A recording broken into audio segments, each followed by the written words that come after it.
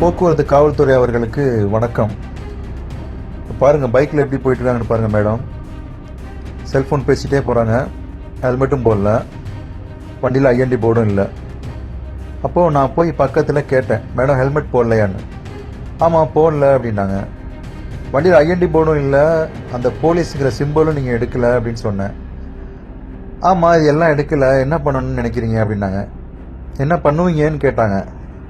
என்ன பண்ணுறதுன்னு எனக்கு தெரியல, அதான் அந்த வீடியோ எடுத்து பிடிச்சி போட்டிருக்கேன். பொதுமக்களாகிய நீங்களும் இதை பார்த்துட்டு என்ன பண்ணலான்னு சொல்லுங்கள். காவல்துறை அதிகாரிகள் அவங்க பார்த்தாலும் இந்த வீடியோவை பார்த்துட்டு என்ன செய்யலாம் அப்படின்னு நீங்களே ஒரு முடிவு பண்ணி எனக்கு கமெண்ட்ஸில் போடுங்க. எனக்கு என்ன பண்ணுறதுன்னு தெரில. என்னை கேட்டாங்க என்ன பண்ணணும், என்ன பண்ணுவீங்கன்னு கேட்டாங்க. அதனால தான் நான் அந்த வீடியோ எடுத்து அப்லோட் பண்ணியிருக்கேன். முடிஞ்ச வரைக்கும் ஷேர் பண்ணுங்கள். சட்டத்தை பாதுகாக்கிற நீங்களே இப்படி போனா எப்படிங்க மேடம் அப்படின்னு நிறைய பேர் இந்த வீடியோ பார்த்துட்டு கமெண்ட் பண்ணிட்டும் இருக்காங்க.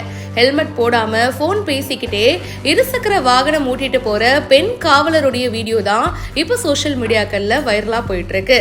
திருச்சி காவிரி ஆறு பக்கத்துல இருக்கிற ஓயமாரி சாலையில பெண் காவலர் ஒருத்தவங்க தன்னுடைய இருசக்கர வாகனத்துல போயிருக்காங்க. என்ன ஹெல்மெட்டை போட்டுட்டு போயிருக்கலாம், ஆனா அவங்க ஹெல்மெட் போடல.